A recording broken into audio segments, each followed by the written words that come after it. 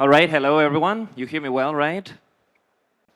Fantastic. So, yes, I am the Chief of Staff of the DLT Science Foundation, but today I'm coming here as the Executive Secretary of the MiCA Crypto Alliance, an initiative that we are assembling for MiCA compliance. So yeah, regulation, exciting. Actually, we had a panel on MiCA earlier today. Lots of interest. This wouldn't have happened a few years ago, really. And there's something that really resonated with me in that panel. So we were discussing how the industry, I was not there, I was just listening. We're discussing how the industry should come together, how we can collaborate. That's what I'm going to be talking to. And there was this question to all the panelists: what keeps you up at night? And everybody had answers. All the panelists had something that kept them up at night. They said, oh, this keeps me up at night. Somebody would say, well, I agree with that, but this other thing keeps me up at night. We are going to be talking about some of these things, so hopefully some of you sleep better tonight. Unfortunately, MiCA is very, very comprehensive. I cannot tackle everything in 10 minutes, really. We are going to be focusing on some of the MiCA verticals. So MiCA is very comprehensive. That's why it's a leading regulation. But if you think of MiCA, what do you think of? What is the one word you could summarize it as? It's probably licensing. So when we think MiCA, we think a licensing regime. How do we get these licenses? How do I adapt these operations to that? How do I get the partnerships I need? And when do I need it? But that's not all MiCA is. MiCA is also a regime that establishes other requirements, and I want to talk a bit about them. So one of the requirements of MiCA is that every crypto asset needs to have sustainability indicators. Another of these requirements is that every crypto asset needs to have a white paper. So let's talk a bit about that. What is a sustainability indicator? Can I just come up with that? Well, actually, there's 36 sustainability indicators required by MiCA. That's a lot of indicators. We're talking energy, carbon, water, e-waste, intensity factors. For all of these, the methodologies, of course, some of the indicators are optional, some are mandatory, but it's still a lot of work. So who needs to collect this information? And well, pretty much everyone.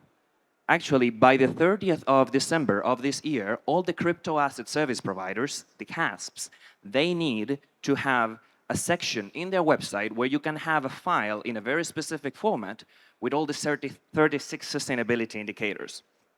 So obviously that's hard. Now, white papers. MiCA also requires these white papers. You may say, well, that's good. I have a white paper. We wrote one in 2016, but that's not that white paper. It's another white paper that needs to be written. It's basically a prospectus. It was not supposed to be a prospectus, but it has ended up looking very much like one. It's around a 400-field document. It has 10 to 12 chapters on everything about the crypto asset project. So we're talking about the tokenomics, the history, the roadmap, the team, and yes, the sustainability as well. So you need the 36 indicators there too. And that requires coordination, because there's a lot of teams that need to come together to participate in writing the white paper.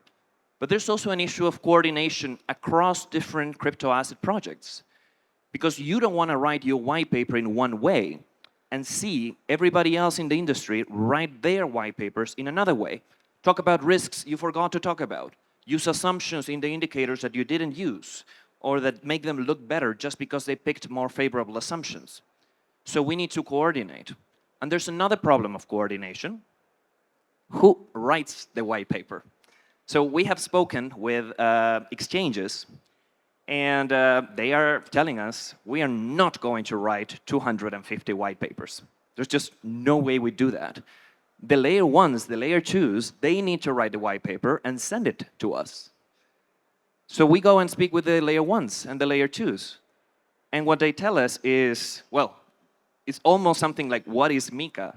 They know what MiCA is, but they're not even based in the EU many times. They didn't think they had to write anything, so they asked the legal teams, do we have to write this, really?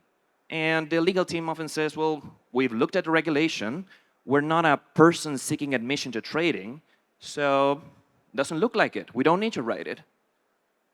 But somebody should write it. And they start asking, well, it would be nice if somebody wrote it. We want our crypto asset to remain listed.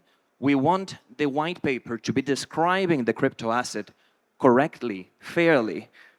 We want the crypto asset to be serviced, so somebody needs to write it, but nobody wants to be the one writing it. So coming back to what I was saying at the beginning, and what was mentioned in the previous panel, we need to come together as an industry around these things, and that's what we are inviting everybody to do as well. So I just didn't know I hadn't shown the previous slide, sorry. We are launching an alliance that is open to the entire industry.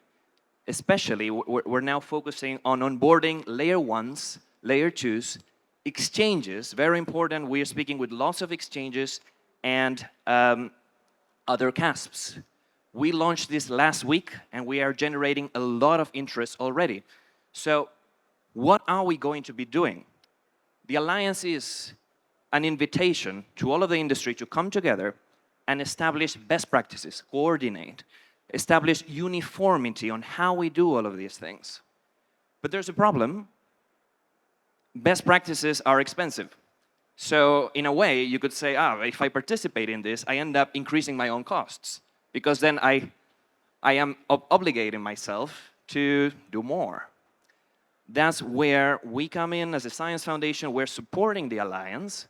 So we have been doing actually crypto sustainability research for many years, and we are going to be giving the indicators for all of our members. We have a data set of 300 plus crypto assets. We have metrics on energy, on carbon, on water, on e-waste. So we are going to be giving this to the alliance members. And we have written a number of white papers. And in writing them, we have noticed we could train an AI to do this. So we did. We taught the AI to do what we did, the white papers that we've written, with the legal reviews from tier 1 law firms that have been helping us, and we've managed to successfully train an AI to do this. But that's not all that we're doing. What we're doing is, as I said before, inviting the industry to come together. So the alliance members, they are going to be voting on the best practices, and then we will retrain the AI, and the AI will implement whatever the members decide. So whatever the members decide is a best practice, they will be getting a white paper writing tool that does it for them, and that is how we are trying to bring everybody together and help the regulator, help the industry, and elevate the crypto space at large. So I have my colleague Vivek over here. I'm also willing to talk with any one of you after the talk. I know this might be very interesting for crypto asset service providers, because you need the sustainability data. So happy to continue this conversation soon. And thank you very much.